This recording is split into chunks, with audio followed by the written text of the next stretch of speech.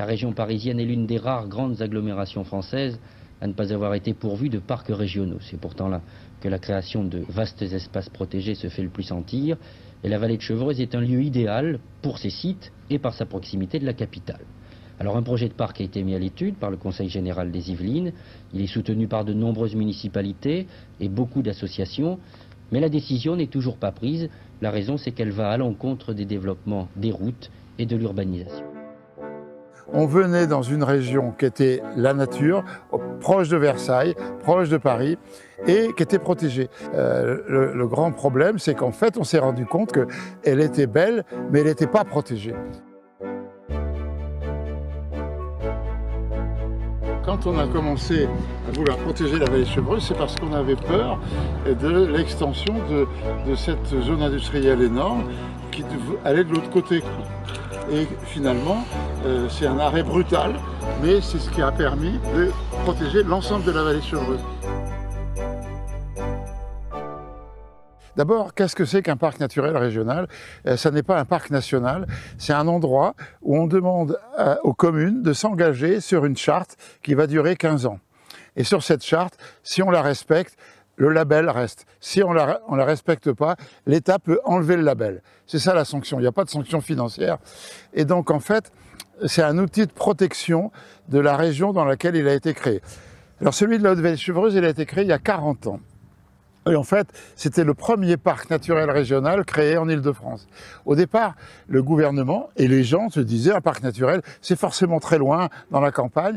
Et la vallée de Chevreuse, nous, on est à 30 km de Notre-Dame de Paris. Donc en fait, est-ce qu'on peut, à l'époque, est-ce qu'on pouvait protéger une région aussi près de Paris alors que l'urbanisation était galopante? Et elle continue à être galopante. Et c'est normal, la région Île-de-France attire du monde, quoi. Donc il a fallu se battre, et à l'époque, bon, j'étais un des premiers à comprendre pourquoi. Parce que je me suis installé dans la vallée de Chevreuse en 1972, et je croyais, bon, j'avais été scout ici, puisque j'étais versaillais, donc on venait tous les week-ends dans cette vallée de Chevreuse pour faire les camps. Et quand je me suis installé ici, je me suis dit, je vais m'installer dans une région protégée. C'est ce que j'avais comme idée. Et en fait, je suis arrivé dans une région qui était en train de devenir une banlieue. Évry, Saint-Quentin-en-Yvelines, ville nouvelle, dans une banlieue qui repousse toujours plus loin les limites de la capitale. C'en est fini des petits clochers des villages qui semblent avoir bien perdu leur âme. Il y avait des projets dans tous les sens. Pourquoi? Parce que construire des lotissements dans la vallée de Chevreuse, ça marchait très bien. Tous les gens veulent habiter la vallée de Chevreuse en disant c'est super, c'est sympa, tout ça. Donc il a fallu faire quelque chose. Et à l'époque, le duc de Luynes, qui possédait toutes les terres ici, a décidé de donner son château de Dampierre à son fils et de l'argent à ses filles à côté. Et donc il a voulu vendre plus de 1000 hectares de terres agricoles dans la vallée de Chevreuse à la Banque Lazare. Et tout le monde sait que quand on vend une banque, c'est pas pour qu'elle fasse de l'agriculture. Donc on s'est dit c'est une catastrophe. À ce moment-là, je vais rencontrer un gars qui avait créé un comité de sauvegarde pour la Haute-Vallée-Chevreuse en 1967, qui était très ancienne, qui s'appelle Philippe Saint-Marc. C'était un haut fonctionnaire, un énarque intelligent, hein, puisque lui, il avait compris dès cette époque qu'il fallait protéger la nature et la biodiversité, et que c'était très important pour le futur. Donc Philippe Saint-Marc, avec son comité de sauvegarde, j'ai adhéré et on a créé des associations locales partout pour se battre. Et on s'est battu contre... on peut pas imaginer le nombre de projets qu'il pouvait y avoir sur cette région. Et on s'est dit que si on arrêtait ces projets maintenant, on pourrait un jour peut-être faire un parc naturel. Que si on n'arrêtait pas ces projets, eh ben, c'était exclu de faire un parc naturel parce que la vallée de Chevreuse aurait été dénaturée et elle n'avait aucun intérêt. Et à ce moment-là, même le gouvernement aurait dit non mais vous êtes cinglés, faire un parc naturel.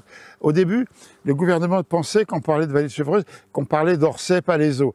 Et donc il disait bah non, mais après on leur a dit non, c'est la haute vallée de Chevreuse, c'est-à-dire Chevreuse, Dampierre, Cernay, c'était encore des endroits naturels, quoi. Donc il a fallu se battre contre toutes les expansions urbaines de la ville nouvelle, de Saint-Quentin-en-Yvelines, qui existe aujourd'hui, qui est toute proche, et dans laquelle il y a 300 000 habitants. Et on s'est battu de 1975 jusqu'à la création du parc en 1985, pendant près de 10 ans, en inventant des fêtes du parc. Et on a attiré les médias en disant « il y a une fête du parc », comme si le parc existait. Quand on avait décidé qu'on ferait des fêtes du parc pour garder vivante l'idée du parc avant que le gouvernement s'y intéresse vraiment, et la région Île-de-France, j'étais allé voir le rédacteur en chef des Nouvelles de Rambouillet. Je ne le connaissais pas, il ne me connaissait pas. J'étais un petit jeune, 30 ans, qui vient vers lui. Il m'a reçu et il m'a écouté.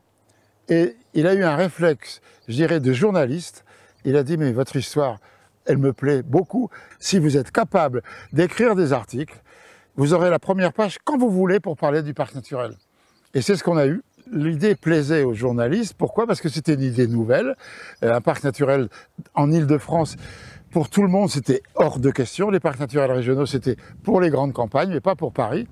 Et donc, il a dit, mais ni, pourquoi pas, il faut essayer, ça serait pas mal. Le parc naturel, c'était la bonne mesure pour pouvoir avoir une réalité de protection. Donc, c'est un outil de protection. Le parc naturel régional, on va refaire une charte l'année prochaine jusqu'en 2041. Donc, c'est très important. On a réussi à protéger la vallée de Chevreuse. Aujourd'hui, c'est carrément une pépite en Île-de-France. Il n'y a pas 2 endroits autour de Paris, si on fait un rayon de 30 km, où il y a encore des petits villages de 100 à 50 habitants, des petites choses, où les villages, l'agriculture, les sites, bon, et aussi il y a plein de châteaux, évidemment, parce qu'on est près de Versailles, c'est la campagne de Versailles, tout ça est protégé, et tout ça fonctionne très bien. Si bien que le parc naturel, il a toute sa raison d'être. Et les gens sont très contents d'être considérés comme un parc naturel, sachant que ce parc naturel pourrait être mis en cause si les élus ne respectaient pas leurs engagements. Mais en général, c'est ce qui se passe, parce qu'ils ont intérêt à respecter leurs engagements, sinon après, ils ne seront plus élus. Donc vous voyez, on est dans un système assez simple, et espérons que ça va durer. Et donc ce parc naturel régional, eh bien aujourd'hui c'est la fierté de la vallée de Chevreuse. Il n'y a pas de rivière Chevreuse, en fait c'est 4 vallées très encaissées qui sont parallèles et qui forment cette vallée de Chevreuse. C'est un ensemble concret, vivant, intéressant, joli. Il n'y a pas que les sites naturels, on peut y venir se promener. La forêt de Rambouillet fait partie du parc naturel, le nord de la forêt de Rambouillet. On peut visiter les châteaux. Le château de Dampierre a été restauré récemment de manière magnifique. Il attire aussi beaucoup de monde. Donc, et l'idée du parc naturel, c'est de protéger la région, mais de l'ouvrir aux autres. C'est pas on ne protège pas pour soi. On le protège pour que tout le monde puisse y venir. Et c'est ce qui se passe en réalité. C'est pas que dans les châteaux, c'est dans les forêts. Bon, il y a quelques auberges, tout ça, mais c'est surtout les promenades en forêt. Il y a aussi des gens qui font du jogging. Il y a beaucoup de vélos. Il y a aussi des motos. Bon, hein, c'est un peu moins apprécié par les gens, les motos, mais ça attire tellement de monde que, en fait, ce parc naturel, aujourd'hui, on peut dire c'est une réussite. Et on est très content, moi le premier, d'avoir passé près de 50 ans de ma vie pour me battre sur ce parc naturel. C'était entièrement bénévole, bien sûr. Ça m'a pas rapporté un sou, ça m'a rapporté que des ennuis, si on veut le prendre comme ça. Mais je suis content, je pense que ça valait le coup de le faire. Voilà.